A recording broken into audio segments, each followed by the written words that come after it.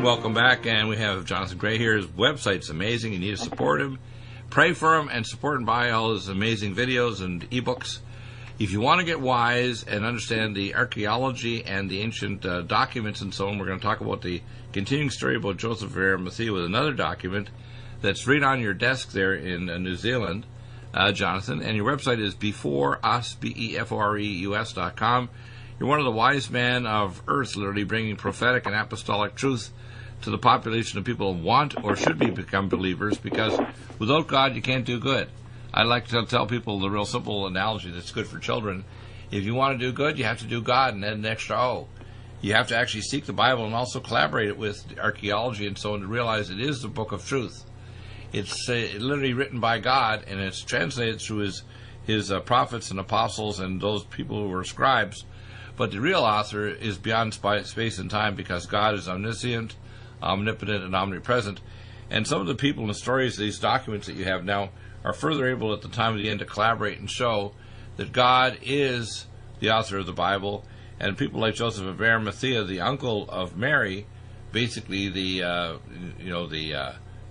granduncle of Yeshua Jesus, who's the incarnation of the Creator God, has an amazing place in history, and this document's going to show some more about that. So let's get into it today. Yes, Dr. Bill. Well, I have actually, I just wish you were with me here today, because at this moment, on my desk, right before my eyes, sits a document that actually is 1,988 years old now at this moment. When did you acquire that document? How long ago was that be? About 5 years ago. Wow. So this is relatively recent. Yes. Now, how I acquired it is itself a miracle. That's a story on its own, and I'll try to share part of that this morning. Now, until then, we never knew it existed, but it has a clearly trackable history. And everything I'm going to share today is true history, supported now by solid archaeological exhibits. A document we never knew existed, but it's 1,988 years old now. This month. Amazing. Now, you can't get any closer to an event than this report. And we know exactly the day it was finally put together on April the 27th, 31 AD in Jerusalem. The eyewitness author of the document found himself forced into a key role following the execution of Jesus Christ. So this would be right at the time of Jesus' execution when this document arose, then? Exactly, yes. Wow, and it's an actual physical document you have right in front of you. And I have it right in front of me. Whoa. And it was written, it tells us where it was written and when it was written. Now, was it written in the house? Was it written in Aramaic or written in Hebrew text? Written in Aramaic. Uh-huh. Cool. And it was written in the house of the disciple John, his Jerusalem house.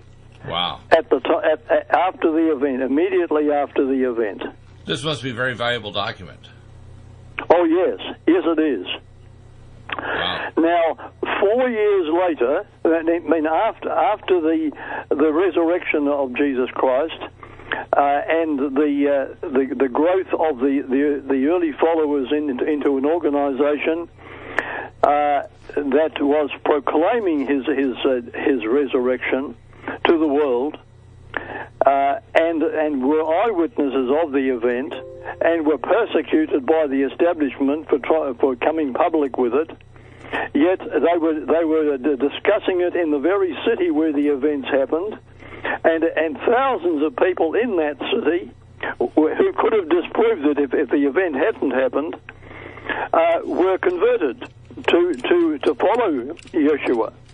And this ancient document actually was in the possession of Joseph of Arimathea when he was arrested. He and 11 close companions were arrested and exiled to perish at sea. Wow. And their precious documents went with them, under their cloaks. Okay, in other words, this document was taken with them when they were hauled away by the Romans and cast out to sea. Exactly. So, in other words, of course, the document was written at the time of Jesus' execution, and of course Joseph gave his tomb and had to carve it out another 6 inches because Jesus was 6 inches taller than Joseph. Jesus was probably the tallest person at the time there. He was over 6 foot tall. He wasn't a short guy like 5'6", the average, Roman or Hebrew then, like Joseph. He was a tall guy. That's right. Yeah. So after they survived, of course, and in AD 35, that was 4 years after the event, they were put to sea, expected to die by their enemies. And then 2 years later, having survived, they finally reached the southwest coast of Britain and settled at a little place called Glastonbury, which has a village there today. And here, with their records, they lived in peace for about 6 centuries. It was not until 1664, after Rome's Saxon mercenaries invaded and conquered most of Britain, that the Roman Catholic Synod of Whitby ordered the guardians of the Glastonbury records to surrender these non-Latin documents for burning. Oh, really? And they did give up some, but they continued to carefully guard the most precious of them. And that, of course, took suspicion off them that they were smuggling or hiding things, because they gave up most of what they had. So this document was one of the... as being all that they had. So this document is one of those Glastonbury documents that was actually taken to Britain by Joseph when he was cast off. Exactly, that's right. Wow. And this document stayed underground during centuries of persecution of Great Britain, until ultimately some documents were smuggled out of Britain, and one of them was smuggled into New Zealand to a spot which I'm not going to name for the safety of the people even today. They actually are in a spot, we'll call it Spot X. Now, this occurred in the 1800s. You'll be a good intel guy, because you're able to kind of make sure that they can't have a trail to go back and persecute somebody or cause worse harm. That's what I'm saying, yes. Wow. So, in other words, this document got to New Zealand from Glastonbury in England, and it's literally 2,000 years old, or pretty close, that actually was taken out by when Joseph and Arimathea was cast to die with his daughters, and ended up in Glastonbury, England, where the documents were not surrendered and not burned to the... So they're 88 years old? 1988 years old this month. Wow. Amazing. What kind of... Is it parchment, or what kind of material is it written in, or sheepskin? It was written on a parchment, right. I'll say more about this as we go along, but it has been translated into English. We know we can read exactly what it's talking about, and it's very interesting that. Let me say this: in the 1980s and 1990s, our associated archaeological teams in Jerusalem were excavating in front of Skull Hill. Now, Ron Wyatt of America was the leader of the group, and surveying the crucifixion and burial sites of Jesus Christ. Right. And after this, two of the team, and shall I say that was myself and my wife Josephine, received a strong impression to relocate our working base to New Zealand.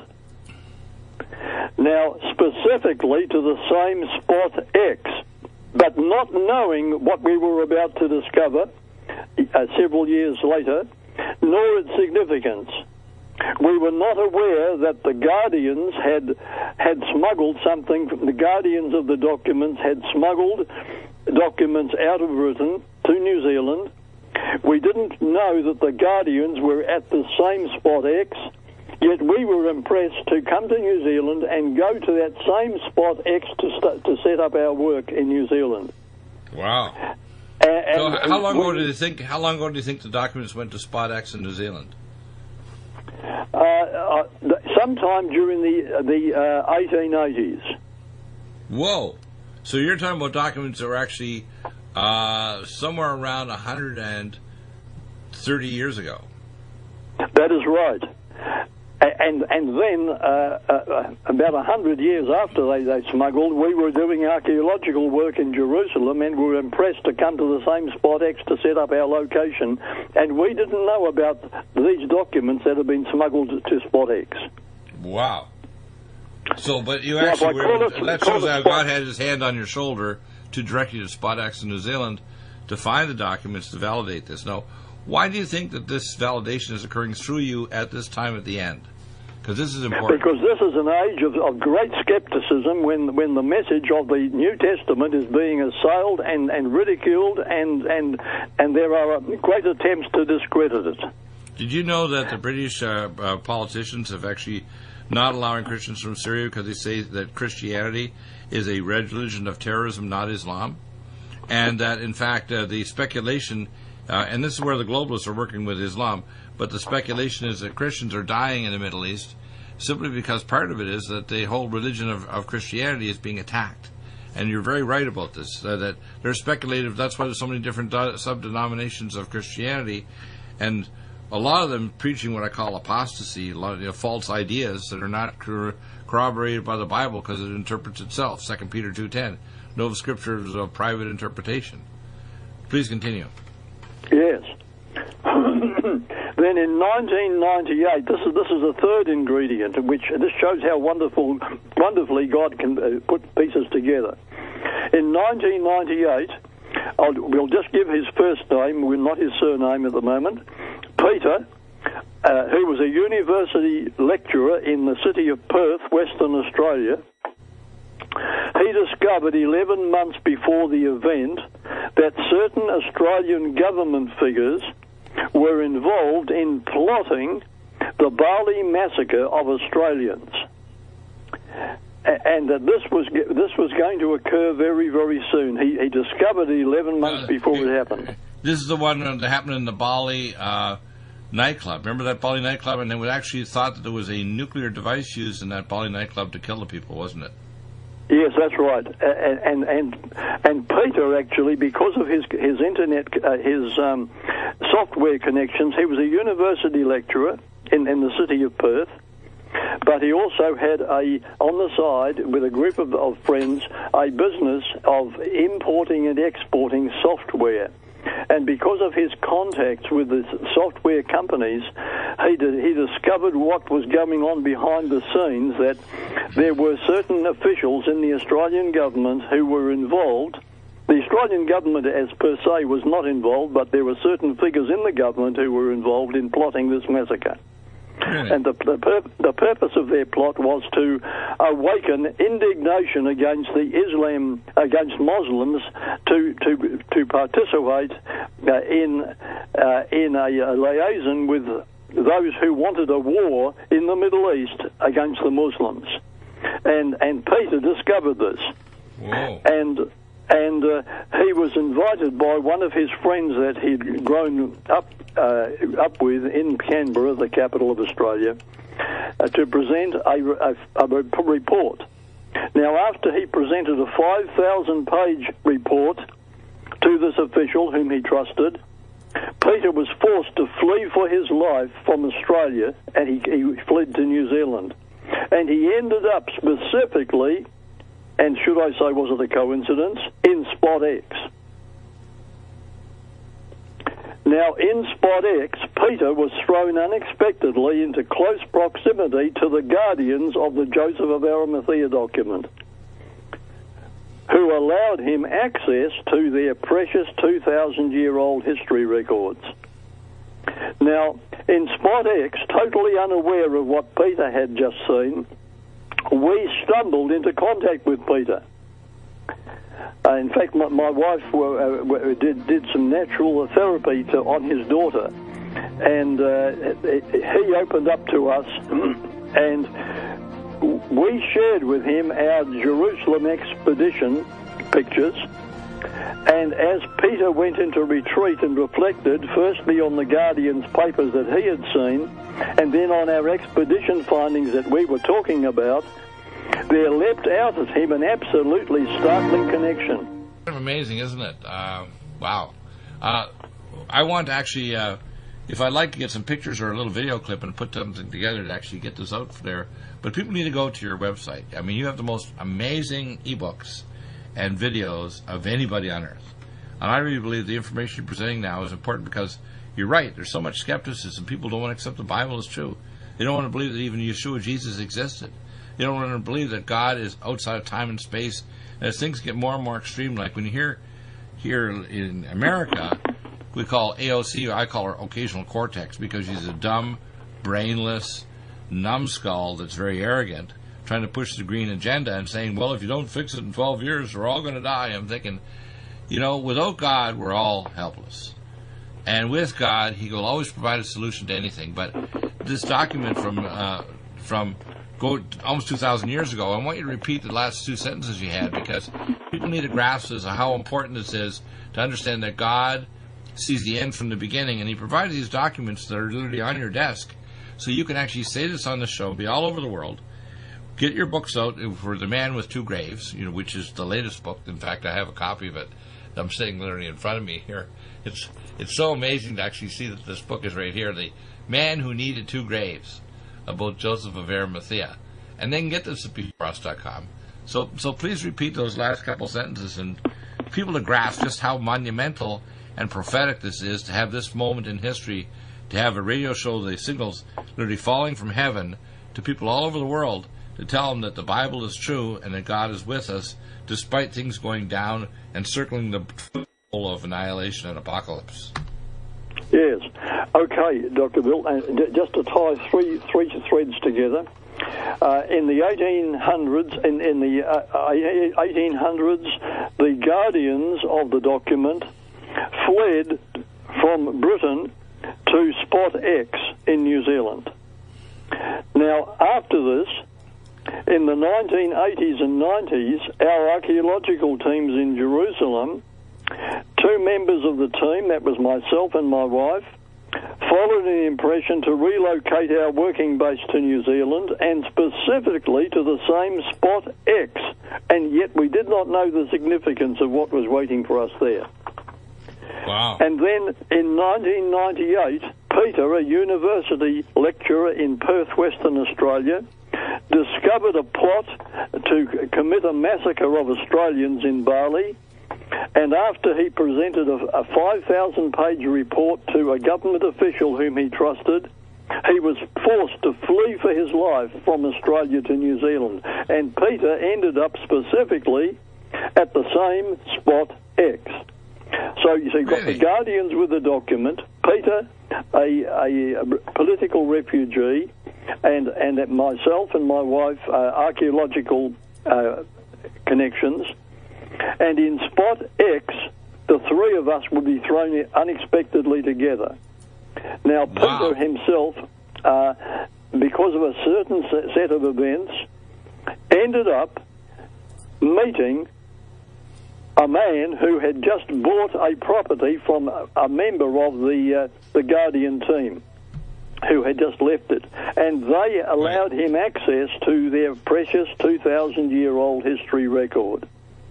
Now, in Spot X, totally unaware of what Peter had just seen, we stumbled into contact with Peter through his sick daughter and shared with him our Jerusalem expedition pictures.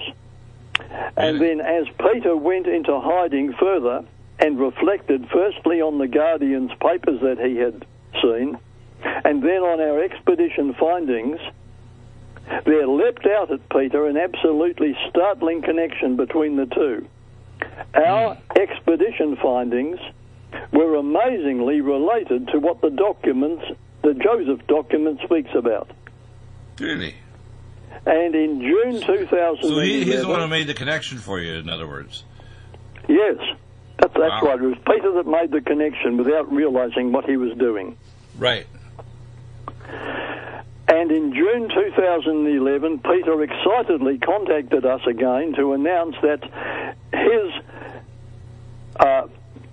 shall I say, the marriage of the documents with our expedition photos not only clearly cross-confirmed the New Testament records, but vindicated the discovery claims that our team was making as well.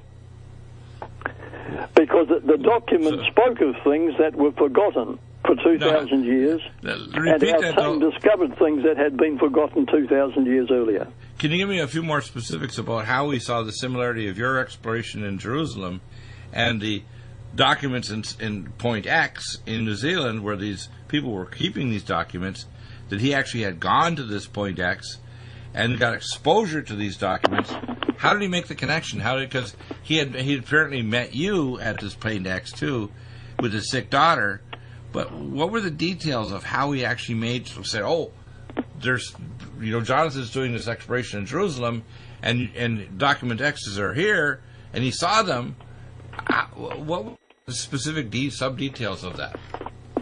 All right, I'll give you some details. I'm opening up the document now, and I'm going to mention something here that was no longer... now, when Jesus was crucified, he was put in this tomb, and the details of the tomb, for example, were described in the book. I'm reading from here. A tomb, and this is from the document, a tomb already cut out of the rock. It was a two-chambered cavern northwest of the city, having a ledge running around the inside, and the entrance faced eastward toward the place of execution. It was the north end of the garden, planted with cabbages, and the gardener was also custodian of the tomb. Now, let me mention some things here. It was not an old tomb. It was a new tomb already cut out of the rock, ready for the person who had just had the land. It was a two-chambered cavern. Now, nobody has ever known that the genuine tomb of Jesus had two chambers in it, and that it was northwest of the city. Today, if you go to Jerusalem, you'll find a Roman Catholic, they call it the tomb of Jesus, but it's inside the walls of the city, and it's not in the northwest of the city. What do they call that popular spot which is claimed to be the burial site of Jesus? It's a fake site anyway. It was found by Constantine's mother, the Emperor Constantine's mother. Well, that was part of the game that Constantine's mother was playing, including, as you mentioned in a previous show, the false site for the mountain that Moses went up to receive the Ten Commandments, that was in Sinai rather than over in Saudi Arabia. That is right. Now, the site in Jerusalem is called the Tomb of the Holy Sepulchre. That's the fake site. Right. And it's inside the old city walls, not outside, as the scripture said.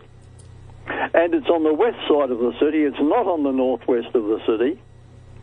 But this description here by Joseph, it's already cut out of the rock. It has two chambers. It's northwest of the city. And inside the tomb, there's a ledge running around the inside. And the entrance to the tomb faces eastward toward the place of execution. And it's on the north side of a garden. And so those are facts which were forgotten. Now, when Jerusalem was destroyed in the year 70 AD, everything was, the Jewish people were scattered, and Jerusalem was totally emptied and became a desolation. That's in the year 70. This is 39 years after the event of the crucifixion. And no one knew what the tomb looked like, or where it was, or anything like that. And so in the year 300 and something, Constantine's mother was sent to Jerusalem to pick out a site that they could call the crucifixion site of Jesus. And because nobody knew, of course, it was accepted. Pick out a site, okay, this will be the site. Let's just make it the site. But the truth of the site was totally forgotten when all the Jews were exiled from Jerusalem in the year AD 70. And from the year AD 70 until General Gordon in the 1800s the British General Gordon went to Jerusalem, no one had any clue as to where the real tomb was or how it was or its description. So this description that we gave in our pictures to Peter, he lined it up with the description he had read in Joseph's book. Right. The fact is that after Joseph took that book away from Jerusalem, and Jerusalem was destroyed soon after, no one knew these facts, and they could not have been made up. No one had any clue as to what the tomb looked like, where it was, or which directions it faced, and whereabouts it was, and so on. Has anybody rediscovered the actual tomb site now since that time? Yes, the tomb site has been found, and the pictures of this tomb site where we were excavating is what Peter saw from us. Right. So in other words, it's your evidence of the tomb site and the evidence that matched up with the book that being an IT person, he made the connection. By the way, being an IT person, he made the connection also that the Bali thing that they were trying to gin up some terrorism against Islam. It turns out the people that were actually doing the Bali bombing, I know from my intel sources in Israel, were Israeli nuclear experts on micro-nukes. Israeli. They were contracted Israeli. And the contracts, by the way, went through our Special Activity Division of the CIA, because SAD actually does contracts with both Saudi Arabian and Israeli experts and terrorists to do various things, like the demolition of the World Trade Center was through SAD, contracting to Israeli nuclear people, the same people that demolished the Bali site, actually demolished the World Trade Center under the contract of the 17th agency called SAD, Special Activity Division of the CIA. So this guy is a smart intel guy. He connected those dots there at Bali, but he also connected the dots of your excavation to prove that, in fact, it validated that the document he had was real. Right? Yes. It proved that the document was real, and also it was going back to the time before that information was lost, and that was in the period of the 1st century. And he linked that up with the pictures he saw of our excavations in our own lifetime, and he said these two they match. They could not match unless they were genuine. Wow. So they stated these documents actually really were a proof to Peter that our excavation claims were honest, and our photographs were a proof to Peter that the document itself was ancient and its claims were true. Wow. Okay. Now, when Peter told us this, he gave us details of them. Peter went into hiding, and he went down to the opposite end of New Zealand, and he contacted me with this information after he had been marrying up all the facts that we'd given him and what he had also read. Right. And he gave us contact with a gentleman who lived in Spot X, whom we didn't know about, and said, this gentleman will put you in touch, if he's still here, he will put you in touch with the guardians who have the document. Now, we went searching then for this man. His name was Dermot. And he had bought a house that had been owned by a member of the Guardian document group. But when we chased him, he had left New Zealand. But suddenly he came back because he couldn't sell his house in New Zealand, even though it was a well-established place. And because of this, he came back, and because of this, we were able to meet him. Wow! And he said to me, "I have something to show you. I'll tell you the rest after the break." Amazing. What an amazing story. You know, I think I would love to do some more. I don't know if you're going to be free this weekend or after the show today. We need to get some more information, like some pictures of this document or a little video clip. Put something. This is so amazing. Jonathan Gray, wow, this document blows me away. I want to see some pictures and maybe video clip and put something together. I'm sure you probably will do that for another book or video. Jonathan, please continue. Okay. Now, a very interesting twist of events took place to enable us to meet the guardians of the document.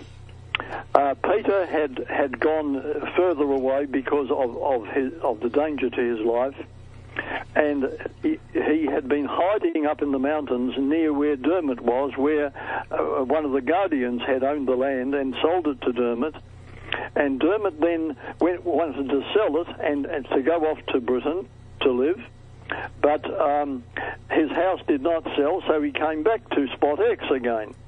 Now, if he had not come back to Spot X, the rest of the story would not have happened. But he returned to Spot X just in time for us to find him as we went searching. And more importantly, through his graciousness, we were granted access to the guardians.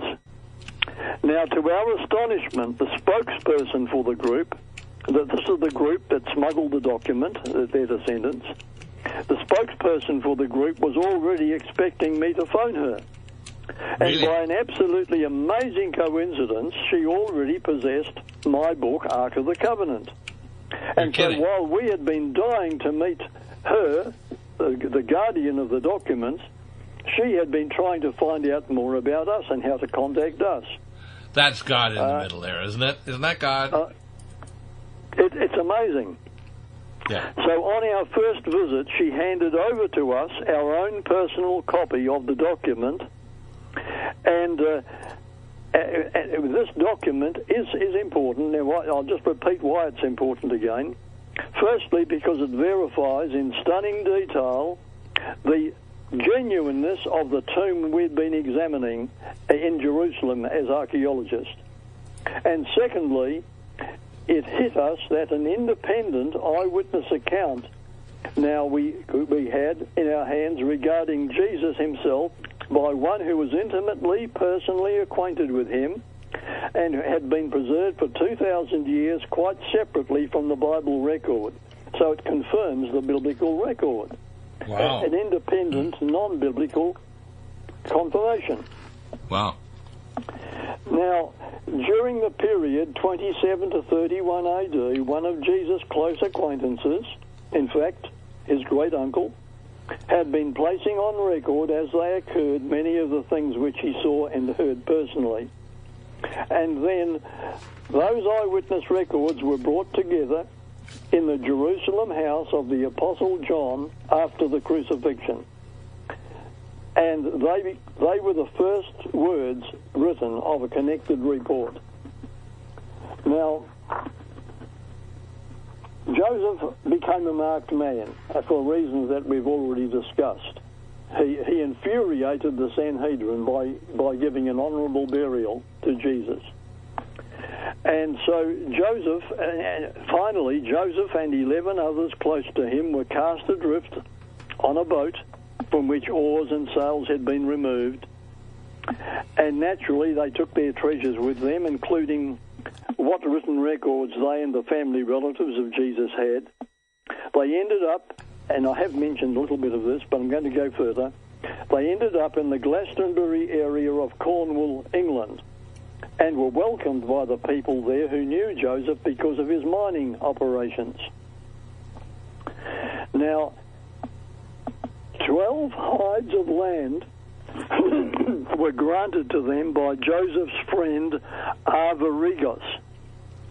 Now, Arimathea was the royal family of Britain at that time. He represented them. And still officially recorded in the British Royal Archives today. In the year 2019, we find these charters of land that were granted to Joseph and his people in AD 37 by Prince Arimathea of the Silures. And today you are able to examine a record in Britain which contains remarkable details of the original charter, and it's embodied in the Doomsday Book of William I. Now, anyone who goes to Britain and gets access to those records will see that original charter given to Joseph of Arimathea and those with him. Wow. So and that's in Glastonbury, though. The charter's in where is that? Can they see that? Yeah, the Charter of Land, the 12 hides of land granted to them by Avarigos. Wow. That's on record in the British Royal Archives today. Right, so you go to London to go to the British Royal Archives. That's right. Yeah, wow. Now, Joseph died on July 27, 82 AD at the grand old age of 98. That's on record. Wow. So when they arrived in Britain, they were able to relax from their concerns. The mood changed, and they obviously looked on Glastonbury as a new permanent home where the Romans could not persecute them, nor the Jews. And their ancient scriptures were unpacked and taught, and buildings built, trees and crops planted. And the Romans were unable to occupy the area, which included Glastonbury. And there was an established trading and shipping route operating between the Mediterranean and the British Isles, including both the Roman and non-Roman parts of the Isles. Now, the safety, it all came crashing down with the Roman Catholic Synod of Whitby when the Roman Catholics invaded Britain. They used the Saxons to do it, and then they took over most of Britain, and the Synod of Whitby in the year 664 voted to standardise Christianity in Britain under Roman Catholic control, which would involve the use of Latin in the liturgy and acceptance of the papal authority of Rome and of the Roman Catholic calendar. And steps were taken to enforce acceptance of the decision, and all non-Latin writings were to be destroyed. Right. And as we mentioned earlier, book burnings took place. Well, what language were they primarily written? Were they written in Celtic or written in Roman? What were they written in? In Britain, Celtic and Greek, Hebrew, and Aramaic were all used. Now, one of the things, I have a book in 1860 called James Poole's book from Canada and from Britain that talks about the people of Britain and Europe and so on being basically the peoples of Ephraim. And it's surprising that the English accepted the truth of Joseph of Arimathea because it fulfilled prophecies that the peoples of the Celts understood from the ancient, because they were cast up by the Medo-Persians and end up in Britain. In fact, the isles that are north of Scotland are called the Hebrides, and if you know any Celtic like I do, my grandmother spoke Celtic until she was 22, before she learned English, and she, from Cape Breton, Nova Scotia, and the Hebrides means of the Hebrews. So in other words, people should understand that the Celts were in fact ancient Ephraimites, weren't they? That's right. Please continue. Okay. So that's why they accepted all this, because it was part of their history, and they had lost their books, but this validated that the oral traditions that were passed down were true, weren't they? Please continue. That's right, absolutely. Now, here's something very interesting, Dr. Bill, too. Now, it was in the Apostle John's house in Jerusalem where this book was written. Joseph of Arimathea wrote his report. Right. And now, the same Apostle John, who wrote the book of Revelation on the island of Patmos, did so at 37 degrees north. Now, the descendants and heirs of Joseph of Arimathea's Glastonbury group settled in spot X at latitude 37 degrees south. You're kidding. Isn't that amazing? Now, wow, that's almost like prophetic. You wonder, there must be some kind of thing dealing with the lay energies of the planet or something as to why God would prophetically do that, to say he's going to bring a forward prophecy at the time of the end, which you're doing today. Talking about this book, have you ever talked about this in your books or anything, any other way before you presented this today? Not only to private groups of people, yeah. Wow, so this is super. This is amazing. Now, here's a punchline. Only one archaeological team on Earth was exclusively working on the Jerusalem crucifixion site, and that was Ron Wyatt's team in which we were involved. Now, two of us of the team then relocated to the ends of the earth to discover a 2,000-year-old eyewitness report of that very same event was waiting for us in the same spot. Now, we've heard people making claims that the New Testament books about Jesus Christ are mythical and written centuries after the alleged events, and that they were edited and altered by some political or religious guys to suit an agenda. Now, this newly discovered document knocks those claims stone dead. What we have here is an original eyewitness account by a close associate of Jesus himself, preserved for almost 2,000 years and preserved far away and independently from the biblical New Testament. And careful examination shows it to be penned by someone of integrity who was intimately acquainted with the events and places as only an on-the-spot eyewitness could be. And the descriptions he makes in this book of various sites around Israel show that he had to be there, acquainted with them. Nobody could, from a distance, make those things up. Wow. So what's the value of this document? Well, firstly, it proves the New Testament account of Jesus, including his reported rising from the dead, to be an honest and contemporary account of events. And secondly, it verifies our various archaeological findings made in Israel during the 1980s and 1990s. But the greatest wonder of all, Dr. Bill, is this. Firstly, Joseph of Arimathea's ancient written memoirs, and secondly, the refugee professor from Perth who became a go-between to the Guardians, and thirdly, our specific team that worked at the crucifixion site should all independently converge at Spot X on the opposite side of the world so that this unlikely discovery could now happen. That Wow. shows the hand of God. Someone arranging. Yeah. Yeah, and of course, as you mentioned, those various facts, and repeat those three main facts there again, because I think it'll add a little bit more weight to this. We have 2 more minutes. Okay. Please repeat that. We've got Joseph of Arimathea's ancient written memoirs, brought to Spot X by a group of refugees from Britain who came for what they considered to be their own safety and the safety of the documents to Spot X on the other side of the world from Britain. Right. Then a refugee from Western Australia who became a go-between to the Guardians came to Spot X on the other side of Australia and out further east in New Zealand.